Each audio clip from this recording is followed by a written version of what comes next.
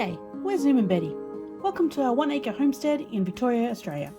On our channel, we document our adventures both on and off the homestead, so if you're keen to see more around our neck of the woods and follow along with our adventures, give the subscription button a click. We're excited to have you along for the ride.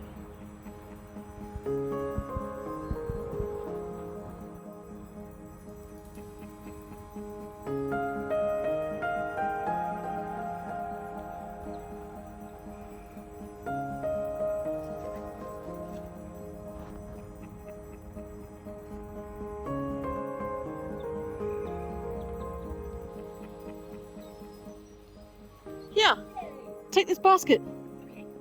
Ready? Go! They're all in the veggie patch. Oh, they're all in the veggie patch? They're all in the veggie patch. No. I didn't do any. It was the Easter Bunny. He also told me there was 25 and maybe a 26th if you can find one that wasn't where it was meant to be.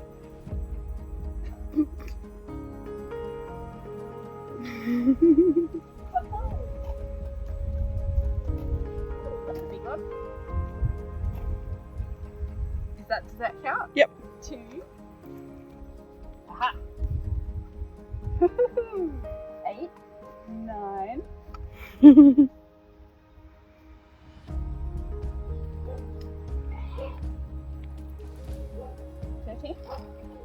1, 2, 3, 4, 5, 6, 7, 8, 9, 10, 11, 12, 13, 14. 15.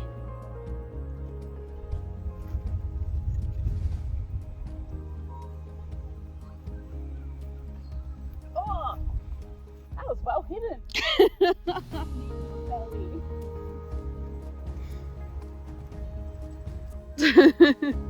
You finding eggs? No. How you feeling about your haul? I feel like I'm feeling like I've got a sugar crash later this afternoon. Happy Easter, honey bun. Happy Easter!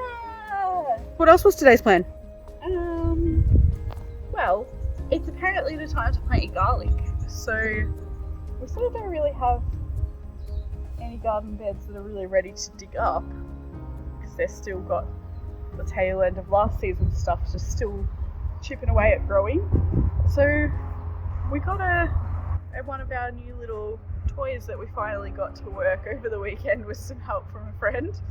So maybe we'll just make a new garden bed. So we tried watching some YouTube videos, we searched for it and tried to find a video to figure out how to put it on before Brenton gave us a hand. And the only video we found struggled turning it on as well. And then they snipped the edit until it was running, so we absolutely missed how to turn it on. The engine is really tightly coiled up here. There's a word they use for it, but it makes it really hard to pull this, but it is doable. The trick is turning it on here, putting the choke on, giving it a couple of pulls, and then turning the choke off. I'm surprised it worked that much to begin with. But turning the choke off and then giving it another crack.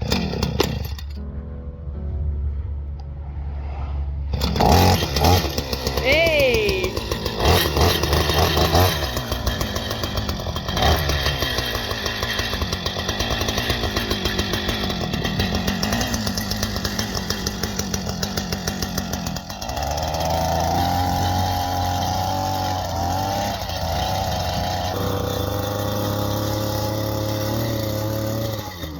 So that didn't work too bad for a first crack at it. I'm under the impression that it usually will like sort of drag you along with it a bit, and that didn't really happen here. I sort of had to run it backwards and forwards manually myself. But I think some of that is because I've got it on the lowest setting. So if you come and have a look at this bit here is like a depth gauge. So at the moment it's on the bit that allows these to be at the deepest setting. But if I come back here and I was to change these to higher ones, it wouldn't sit so far down. So it would go higher and not cut so deep into the ground. But I'm learning, it's all new. And we're also contending with this type of grass that spreads its shoots out and is really runnery. I hate this grass with the fire of 1,000 It's suns. everywhere and it's just shocking. So it's probably harder than regular grass, giving it a crack. I know that there's other machines that are meant to be sort of your first run through, and the tiller's meant to come through and do a bit more of a final. So it doesn't work as hard as some of the other machines that are made for doing first breakings of the ground. But this seemed to have done an alright job, and it's just been raining a little bit these last couple of days, so it's probably softened the ground up a little bit. But that was pretty good. We've made a little dirt patch. A few more goes of that. We'll use the shovels to clear off all the tops with the dead grass and stuff like that. And then we might create a barrier and we'll bring in some more soil to add in just to mount it up a little bit. And then we'll plant our garlic. Well, it most definitely looks like a grave right now. But hopefully not for long.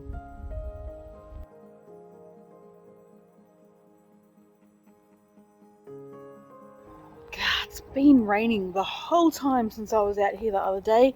So basically, I got as far as digging out the patch, left it looking like a little grave.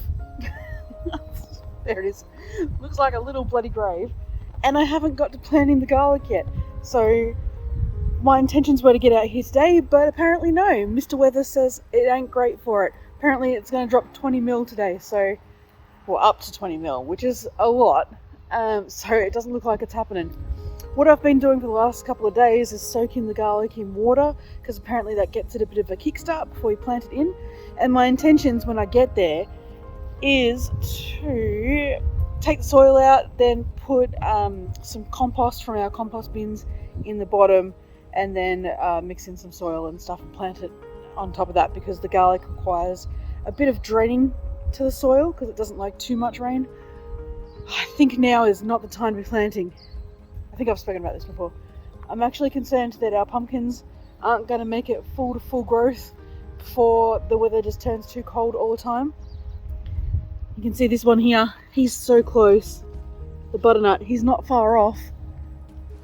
This pumpkin here just looks like it's stopped growing, and he looks like he's getting all moldy now. That sucks, that one. And the big fella over here, he's alright. He's got a bit of a funny flat shape to it, but he's alright. I think he's not too far off. On the upside, our broad beans here are looking bloody healthy, and they were just volunteers from the last growth that we had. So there's those ones, these ones here, so they're not too far off having the beans now that they've flowered, which is great. The garden's still looking pretty luscious. You can see all the snow peas just over here have definitely had their day, and we'll pull them out soon. But yeah, it's carrying on alright at the moment.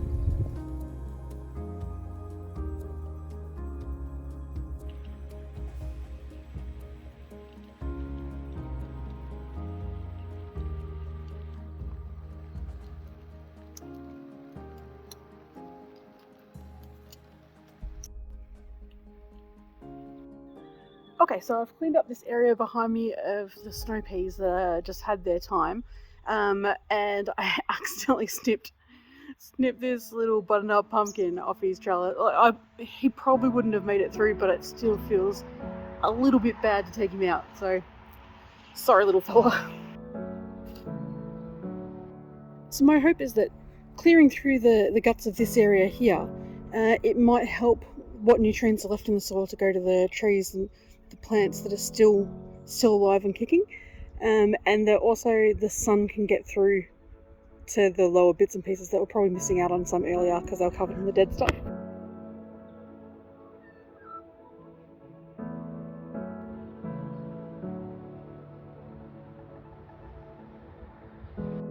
And Betty popped out here just a minute ago and she pointed out some of our cucumbers have taken off. So down here we've got this fella here, looking good, and got that one under there as well. So we've never had any luck growing cucumbers no matter where we have been, so we're pretty excited that these fellas have just snuck it in there before the season's finished, so that's great. Well, I feel like I'm sufficiently drenched now, so I think it's time to go back inside and have something hot to drink. Hopefully we can give the garlic planting a crack soon when the days clear up. I don't know, I think it's going to be wet for a little while, but we'll see how it goes.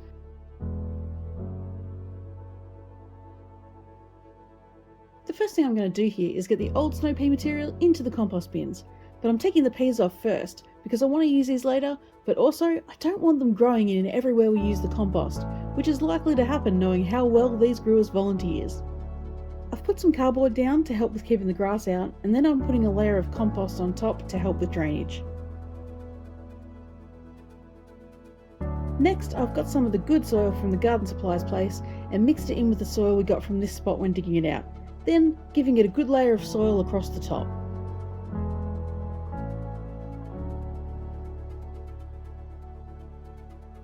I'm making little trenches here and then spreading 11 garlic pods across the trench in even spacing, and then I'm covering them up with soil. We're going to have 3 trenches in this area.